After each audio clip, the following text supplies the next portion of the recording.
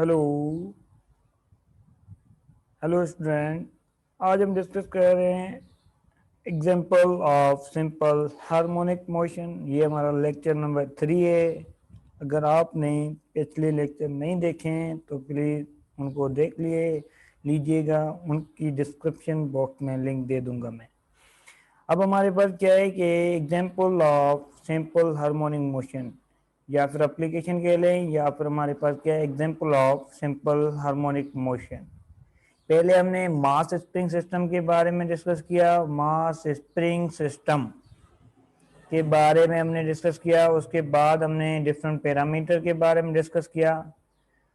Mass spring system से हमने prove किया कि एक्सेलरेशन जो है वो डायरेक्टली प्रोपोर्शनल है displacement toward the mean position. और ये हमारे पास बेसिक कंडीशन है सिंपल हार्मोनिक मोशन की। और उसके बाद हमने कुछ पैरामीटर के बारे में डिस्कस किया। वेलोसिटी हो गई, या फिर फ्रीक्वेंसी हो गई, टाइम पीरियड हो गया, किसी भी सिंपल हार्मोनिक किसी भी वाइब्रेटरी मोशन के लिए। तो अब हमारे पास जो कंडीशन है उसको हम कहते हैं एप्लीकेशन या एग्जांपल। हमारे पास क्या है सिंपल पेंडुलम। ये एक बेसिक एप्लीकेशन है किसके लिए? सिंपल पेंडुलम है। सिंपल पेंडुलम बेसिकली एक आइडियल पेंडुलम है जिसके अंदर हम क्या करते हैं, सिंपल एक स्ट्रिंग लेते हैं। स्ट्रिंग के साथ एक क्या करते हैं, एक बॉब को अटैच कर देते हैं, एक बॉडी को अटैच कर देते हैं। The mass of bob is M. और ये बॉडी हमने अटैच की है और ये एक हमारे पास स्ट्रिंग लिया हुआ है, ठीक है। और यहाँ पर हमने इसको क्या किया, फिक्स सपोर्ट दे दिए, फिक्स सपोर्ट। अब ये जो बॉडी है इस पर वेट, ये जो हमारे पास क्या होगा, वेटलेस स्प्रिंग होगा। सस्पेंड जिससे कर रहे हैं ये वेटलेस स्प्रिंग है, ठीक है। और ये फिक्स सपोर्ट के साथ अटैच हुआ होगा, ठीक है। और इसके साथ हमारे पास क्या है, मेटालिक बॉब होगा। ये स्मॉल मेटालिक बॉब है। क्या बेटा? Small metallic Bob.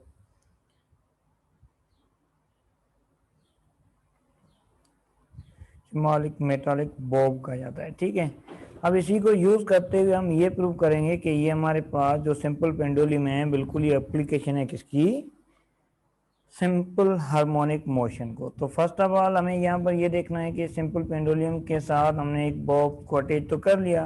अब हम क्या कर रहे हैं, इसको मूव करवा रहे हैं। ये इसकी जो जो पेंडुलम की एक पोजीशन होती है, एक मीन पोजीशन होती है जिसको हम इक्विलिब्रियम पोजीशन कहते हैं।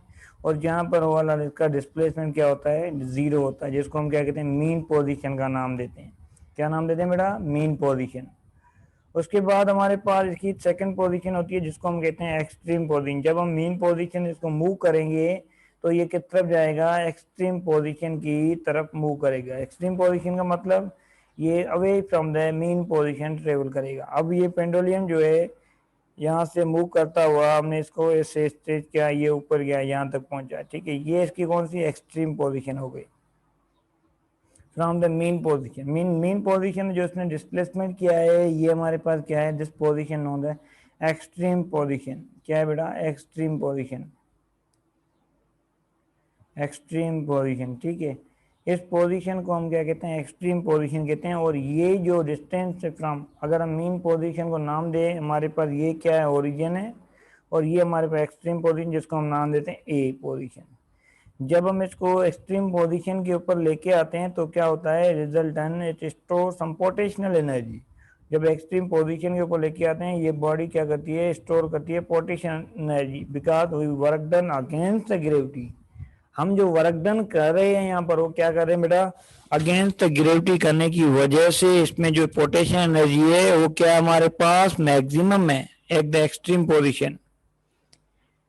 और अब ये बॉडी क्या होगी, जो against work done store some energy, ये क्या करेगी, बैकवर्ड मूव करेगी toward the mean position. Mean position कौन सी, ओ पोजीशन की तरफ मूव करेगी। अब ओ पोजीशन पे जाके ये रुकेगी नहीं। अब इसके पास हरकत की वजह इसकी वेलोसिटी जो है मीन पोजीशन के ऊपर मैक्सिमम होती है। और उसकी काइनेटिक एनर्जी जब ड्यूरिंग वाइब्रेटिंग मोशन इसकी काइनेटिक एनर्जी जो मीन पोजीशन के ऊपर क्या है बेटा, मैक्सिमम होगी। तो ये याद रखें, काइनेटिक एनर्जी जो मैक्सिमम होती है मीन पोजीशन के ऊपर, और जो हमारे पास पोटेंशियल एनर्जी मैक्सिमम होती है एक्सट्रीम पोजीशन के ऊपर। अब यहाँ पर जब ये अगेन वापस बैकवर्ड आ रही है अपनी मीन पोजीशन की तरफ, अब ये मोशन में होने की वजह से इट हैज सर्टेन इनर्शिया। अब इनर्शिया की वजह से क्या होता है, इनर्शिया क्या करता है, अगर कोई बॉडी हरकत में है तो हरकत नहीं रहने देता है उसको। तो अब ये इनर्शिया की वजह से, क्योंकि बॉडी की काइनेटिक एनर्जी मैक्सिमम है, काइनेटिक एनर्जी मैक्सिमम है मतलब इसकी क्या है, इस पोजीशन के ऊपर वेलोसिटी भी मैक्सिमम है। अगर वेलोसिटी मैक्सिमम है ने की वजह से ये बॉडी क्या करेगी, फर्दर मूव करेगी अगेन द एक्सट्रीम पोजीशन, ये दूसरी पोजीशन दूसरी तरफ हमारे पास मूव करेगी यहाँ पर। और इसने यहाँ पर मूव करने के दौरान क्या होगा, इट स्टोर सम एनर्जी, और ये बॉडी जो है स्टोर करेगी एनर्जी को। उस एनर्जी को हम क्या कहते हैं, पोटेंशियल एनर्जी कहते हैं। क्या कहते हैं बेटा, पोटेंशियल एनर्जी। अब इस पोटेंशियल एनर्जी की वजह से अगेन ये वापस वो पोजीशन के ऊपर आएगी। ये पोजीशन जो हमारे पास अगेन हमारे ड्यू टू इनर्शिया मूव की, इस पोजीशन को हम नाम देते हैं बी पोजीशन नाम देते हैं। अब ये ए और बी के दरमियान क्या कर रही है, कंटिन्यूसली ऑसिलेट कर रही होती है बॉडी, ठीक है। जब ये पेंडुलम हमारे पास कंटिन्यूअल ए और बी के दरमियान ऑसिलेट कर रहा है, वाइब्रेशन कंप्लीट कर रहा है, जैसे अगर जैसे हमारे पास ए पोजीशन स्टार्ट हो रहा है और बी पोजीशन तक गया और बीच में हमारे पास क्या था, ए था, मतलब यहाँ से स्टार्ट हुआ पेंडुलम में से होके ऐसे वापस एक राउंड ट्रिप कंप्लीट की, इसको हम क्या कहते हैं, वन वाइब्रेशन कहा जाता है। क्या कहा जाता है, वन वाइब्रेशन। जब एक कंप्लीट राउंड ट्रिप होता है तो उसको हम क्या कहते हैं, वन वाइब्रेशन कहा जाता है। ये एक्सट्रीम पोजीशन स्टार्ट हुआ, वापस ही एक्सट्रीम पोजीशन पे आया, या फिर ऐसे भी कह सकते हैं मीन पोजीशन स्टार्ट हो, एक्सट्रीम पोजीशन जाए, again mean position, again extreme position, again mean position. इसको भी हम क्या कहते हैं, कंप्लीट वाइब्रेशन कहा जाता है। मीन एक साइकिल कंप्लीट कर रहा है, जिसको हम कहते हैं नंबर ऑफ वाइब्रेशन कहा जाता है, ठीक है। और इसकी फ्रीक्वेंसी यहीं से हम फाइंड करेंगे, एक सेकंड के अंदर कितने वाइब्रेशन पेंडुलम कंप्लीट कर रहा है। तो बेटा यहाँ पर ये याद रखें कि इसके अंदर यहाँ पर हमें कोई इक्वेशन ड्राइव तो नहीं करनी है मैट्रिक लेवल के ऊपर, तो हम सिंपल इसका, अगर ये टाइम वाइब्रेशन हो रही है तो इसका बिल्कुल टाइम पीरियड भी होगा।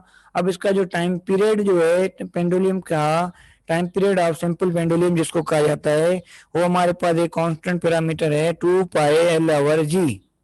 ये हम बेसिकली यहाँ पर ड्राइव नहीं करें क्योंकि हम मैट्रिक क्लास की फिजिक्स को डिस्कस कर रहे हैं, तो उसके अंदर हमें कॉन्सेप्ट बताना है। तो यहाँ पर क्या हो रहा है बेटा कि जब हम इसको एक्सट्रीम पोजीशन के ऊपर लेके जा रहे हैं तो ये वापस मीन पोजीशन की तरफ आ रहा है, मतलब यहाँ पर जो एक्सलेशन इस बॉडी की वो क्या है, टूवर्ड द मीन पोजीशन है। तो यहाँ से हमें ये पता चलता है ये सिंपल पेंडुलम क्या है, सिंपल हार्मोनिक मोशन की कंडीशन है, उसको फॉलो भी करेगा। अब यहाँ पर क्या है, टाइम पीरियड जो है सिंपल पेंडुलम का डिपेंड कर रहा है लेंथ ऑफ रॉड, कि ये जो लेंथ है उस पर डिपेंड कर रहा है, also depend on the value of g, local gravitational field के ऊपर भी डिपेंड कर रहा है कि जी की वैल्यू क्या है। जहां पर हम पेंडुलम को परफॉर्म कर रहे हैं वहां पर जी की वैल्यू क्या है, अगर जी की वैल्यू में कुछ डिफरेंस होगा तो वहां पर हमारे पास जो है वेरिएशन ऑफ टाइम पीरियड भी हमें देखना मिल जाएगा, ठीक है। और ये डिपेंड कर रहा है लेंथ ऑफ रॉड, अगर ये रॉड हमारे जो रस्सी लिए या स्ट्रिंग लिया है जिसके साथ हमने बॉब को अटैच किया है, अगर इसकी लेंथ बार बार इंक्रीज डिक्रीज होने लगे इस बॉब की वजह से, तो ये जो होगा उसका टाइम पीरियड भी वेरी करेगा। तो यहाँ पर हमने बोला है ये जो स्प्रिंग होगा ये क्या होगा, इनएक्सटेंसिबल होगा। क्या होगा बेटा, इनएक्सटेंसिबल, मीन ये उसके वेट की वजह से लेंथ में कोई इंक्रीमेंट नहीं आएगी, तो इसका टाइम पीरियड जो रहेगा वो सेम रहेगा। तो याद रखें यहाँ पर जो टाइम पीरियड और सिंपल पेंडुलम है वो डिपेंड कर रहा है किसके ऊपर, लेंथ के ऊपर डिपेंड कर रहा है। Time period of simple pendulum depend on the length and also depend on the value of g, it does not depend on the mass of the Bob.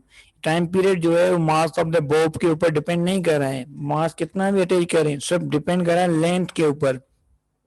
तो बेटा यहाँ पर लिख लें कि time period of simple pendulum, time period of simple pendulum does not depend on the time period of simple pendulum does not depend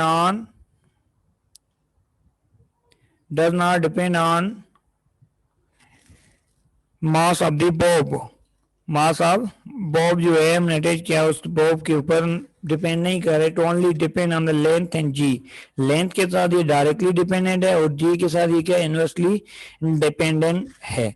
तो बेटा यहाँ पर ये चीज थी हमारे पास सिंपल पेंडुलम की कुछ कंडीशन। तो मीन सिंपल पेंडुलम हमारे पास क्या है, बेसिकली एक एप्लीकेशन है किसकी बेटा, सिंपल हार्मोनिक मोशन की एप्लीकेशन है या एग्जांपल है, ठीक है। इसके बाद हमारे पास क्या है कि सिंपल पेंडुलम का हम काइनेटिक एनर्जी जो है वो क्या है, मैक्सिमम होती है कहाँ पर, मीन पोजीशन के ऊपर। काइनेटिक एनर्जी क्या होती है बेटा, मैक्सिमम होती है, और पोटेंशियल एनर्जी जो है वो क्या होती है, जीरो होती है।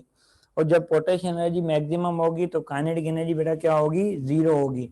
तो ये कुछ कंडीशन है जो हम यूज करते हैं for study of the simple harmonic motion की स्टडी जब की जाती है। ठीक है बेटा। उसके बाद हमारे पास क्या है कि इसका ग्राफ हम डिस्कस कर लेते हैं सिंपल पेंडुलम की। तो हमारे पास इसकी एनर्जी का ग्राफ ऐसे कंसीडर करते हैं, ये हमारे पास एक्स एक्सिस है और ये वाई एक्सिस है, ये हमारे पास टोटल एनर्जी है। ठीक है। जहाँ पर हमारे पास अगर हम एक डॉटेड कर्व लेते हैं या कलर हम मार्कर का चेंज कर लेते हैं यहाँ पर, कि हम कहते हैं कि यहाँ से हमारे पास ये जो है ये हमारे पास मैक्सिमम एम्पलीट्यूड है मीन पोजीशन से, और दूसरी साइड से हमारे पास क्या है, हम ग्रीन कलर का ले लेते हैं यहाँ पर ये इस तरह से। तो ये बेटा हमारे पास क्या है, ग्रीन कलर जो हमारे पास क्या है काइनेटिक एनर्जी है, और हमारे पास जो है ये येलो कलर जो है पोटेंशियल एनर्जी है। बेटा आप देखें जहाँ पर पोटेंशियल एनर्जी जीरो है वहाँ पर काइनेटिक एनर्जी क्या है, मैक्सिमम है। क्या है बेटा, जहाँ पर हमारे पास पोटेंशियल एनर्जी जीरो है वहीं पर हमारे पास काइनेटिक एनर्जी मैक्सिमम है। जैसे जैसे काइनेटिक एनर्जी जीरो हो रही है तो पोटेंशियल एनर्जी क्या हो रही है बेटा, मैक्सिमम हो रही है, और काइनेटिक एनर्जी क्या हो रही है, जीरो हो रही है। और इसी तरह हमारे पास फिर से हमारे पास क्या होगा कि जब पेंडुलम वापस नीचे की तरफ आएगा तो इसकी पोटेंशियल एनर्जी अगेन डिक्रीज होती जाएगी, और पोटेंशियल एनर्जी क्या होगी बेटा, डिक्रीज होती जाएगी, तो काइनेटिक एनर्जी इसकी क्या होगी, इंक्रीज होगी। तो ये जो ग्राफ है ये एक्चुअल हमें बता रहा है कि सिंपल पेंडुलम के अंदर एक्सट्रीम पोजीशन के ऊपर हमारे पास पोटेंशियल एनर्जी मैक्सिमम होती है, और जो हमारे पास मीन पोजीशन के ऊपर काइनेटिक एनर्जी जो है वो हमारे पास क्या होती है, मैक्सिमम होती है। ठीक है। तो यहाँ पर हमें ये पता चला कि सिंपल पेंडुलम की जो डिस्प्लेसमेंट या एक्सलेशन है वो डायरेक्टली प्रोपोर्शनल है displacement toward the mean position. तो यही बेसिकली हमारे पास कंडीशन है किसकी, सिंपल हार्मोनिक मोशन की। तो हम कह सकते हैं कि सिंपल पेंडुलम जो है हमारे पास, ये हमारे पास क्या है, एक एप्लीकेशन है किसकी, सिंपल हार्मोनिक मोशन की। और हमारे पास एक सेकंड पेंडुलम होता है। सेकंड पेंडुलम का जो टाइम पीरियड होता है वो मैं यहाँ पर डिस्कस कर देता हूँ। Time period of second pendulum जो हमारे पास कितना होता है, 2 सेकंड होता है। Time period of second pendulum, second pendulum का जो टाइम पीरियड हमारे पास कितना है बेटा, टाइम पीरियड सिंपल पेंडुलम का जो टाइम पीरियड वो कितना है, 2 सेकंड है। सेकंड पेंडुलम का टाइम पीरियड 2 सेकंड है। ठीक है। It take 2 second to complete one oscillation, mean 2 second लेगा एक कंप्लीट ऑसिलेशन करने के लिए। ठीक है। अब इसके अंदर हमारे पास क्या है, to complete one cycle to require 2 second. तो हमारे पास की जो टाइम पीरियड अगर हमारे पास क्या है 2 सेकंड है, तो उसकी फ्रीक्वेंसी क्या होगी, तो frequency is equal 1 time period है, तो फ्रीक्वेंसी जो होगी हमारे पास 1/2। तो मीन्स यहाँ पर हमारे पास क्या है 1/2 करें तो हमारे पास क्या हो जाएगा 0.5 सेकेंड। तो frequency of the second pendulum जो हमारे पास है वो कितनी है, 0.5 सेकेंड। ये हमारे पास क्या है, फ्रीक्वेंसी ऑफ सेकेंड पेंडुलम कहा जाता है। ठीक है। और ये भी याद रखें बेटा कि वेलोसिटी जो है वो मैक्सिमम होती है कहाँ पर, वेलोसिटी जो मैक्सिमम होती है एक्सट्रीम पोजीशन के ऊपर, ओ सॉरी मीन पोजीशन के ऊपर। मीन पोजीशन के ऊपर वेलोसिटी मैक्सिमम होती है, इसी वजह से वहाँ पर काइनेटिक एनर्जी क्या है बेटा, मैक्सिमम है। ठीक है। और जब ये एक्सट्रीम पोजीशन के ऊपर जाता है तो इसकी काइनेटिक एनर्जी क्या हो जाती है, हमारे पास जीरो हो जाती है, और पोटेंशियल एनर्जी क्या होती है बेटा, मैक्सिमम हो जाती है। ठीक है। तो ये हमारे पास कंडीशन है जिनको हम यूज करते हैं इन सिंपल पेंडुलम। और हमारे पास का जो फ्रीक्वेंसी का फॉर्म टाइम पीरियड हमारे पास फॉर्मूला था 1/2πL/G। ये हमारे पास क्या है, time period of simple pendulum that depend on the length of the string and the value of G and independent on the mass of the bob. अब यहाँ पर हमारे पास क्या है, अगर फ्रीक्वेंसी हो तो फ्रीक्वेंसी हमारे पास क्या है 1/2π, तो ये हमारे पास क्या हो जाएगा G/L। ये फ्रीक्वेंसी होगी किसकी, सिंपल पेंडुलम की। ओके बेटा, थैंक यू।